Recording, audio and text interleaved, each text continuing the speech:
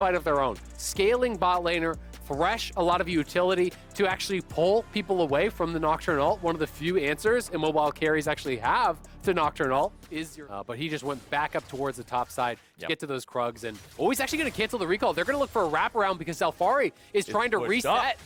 Fudge has already auto-attacked the barrel. Fudge walking up here, keeping him locked down with the tether. Duskbringer will hit the target. And Blabber goes in with a spell shield.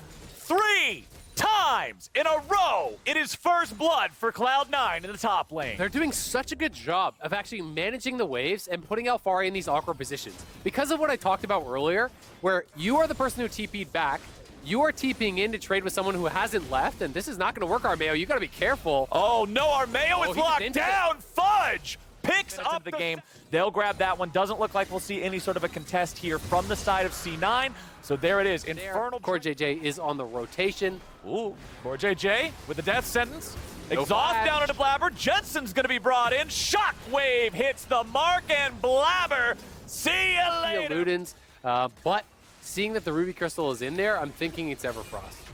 Well, only time will tell what we've got. We also can see the lost chapter here for Victor and Orianna both in the mid lane, so whether or not they go for more offensive options or for the utility of the Everfrost, we'll see on that too. In their element, 2 ultis have gone down there that have gotten them absolutely nothing. Nice triple barrel. They're going for Fudge. Fudge in trouble. Flashing away, trying to stay alive, but TL does not care. They grab themselves the first kill, but with the TP showing up, it might just turn into the 2-for-1 special. Perks is trying to run away. He has to flash. So it just costs him both summoners to actually get out alive. And Fudge does have that Everfrost. And yes, that's super effective against a champion that has to run up to you with no gap. And it looks like bye-bye C9 mid lane turret. And with that final piece of the puzzle picked up, Team Liquid has cleared out all 3 of the tier 1s of Cloud9. C9 will be able to respond at least by grabbing the tier 1 turret of Team Liquid. The Dragon has been started by C9.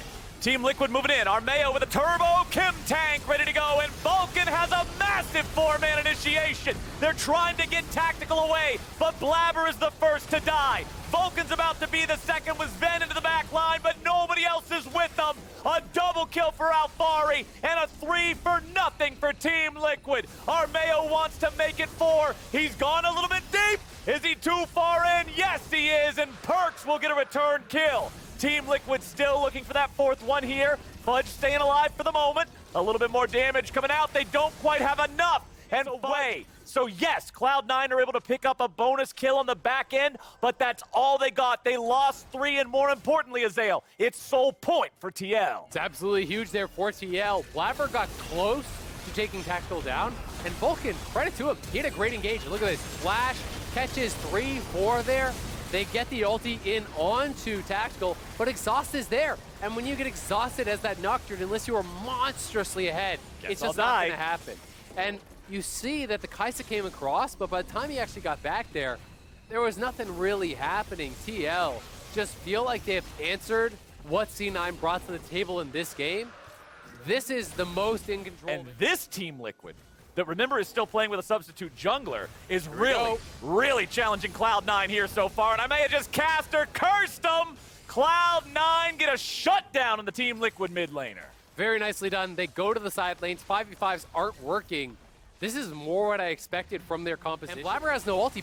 He's too far. This is just gone, I think. Yeah, Baron's down to 2k HP. Team Liquid looking to stay on this. Perks into the Zhonya's. The ulti continues coming down. Baron Nashor goes over to Team Liquid, but now they got to disengage. Vulcan's able to jump in, lock down 3. Damage goes out, but Jensen pops Finn. Perks is going on a killing spree now. Everybody else from Team Liquid looking to run away because Cloud9 is here to slay. They take down 4. It is well done. They secure it, but what about the fight? Armeo is low. Sven, beautiful ulti into the side, just gets deleted by Jensen. 4,000 HP left on the Drake. They're going in.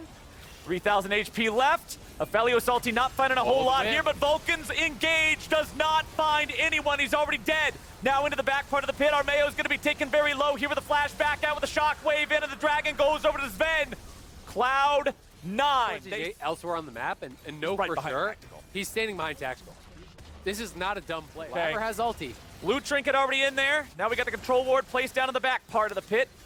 I think they're going to try to finish this. Blabber's ready to go in. Blabber steals the Baron! Cloud9's jungler working some miracles. Yes, he dies after the fact, but that was huge for C9. Ulti summoned up. Armeo going in, sidesteps the Everfrost. Needs to try to lock these guys down a little bit harder. Vulcan looks for an interrupt here with some of the CC. Gravity Well placed down. If Armeo doesn't walk up to whack the Baron and stands at max range, the Pink does not potentially see him. Plus 880. And now they'll take down the tier 2 turret here in the mid lane, tie up the turret count in the game. And once again, we have a game that could at any point be decided by a single team fight.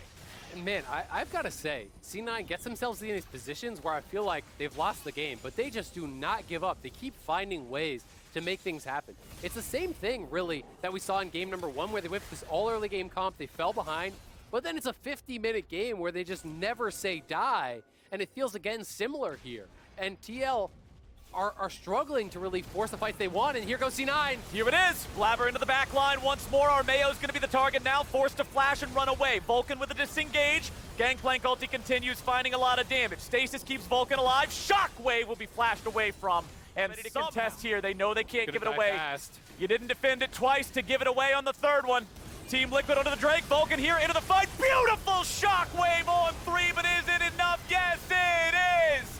Team Liquid with a double kill here for the top lane. Perks dies for the first time. Zen wants to kite it out, but it will not happen, not today. Alfari's got the auto attack. Alfari's got the triple kill. Dragon be damned. Jensen Shockwave, 1 game 3. Team Liquid finally find their fight. They've had the advantage for so long, and Cloud9 can hold on no longer. TL marching down mid. Team Liquid with the late game team fight with a team fight comp. Marching into the enemy base. They're on Nexus turrets. This was another hard-fought win. Vulcan is back alive, but no one else will be able to join him. He's trying to stop minions, but it's not going to do a damn thing. It's Team Liquid taking game 3 and taking us to match point.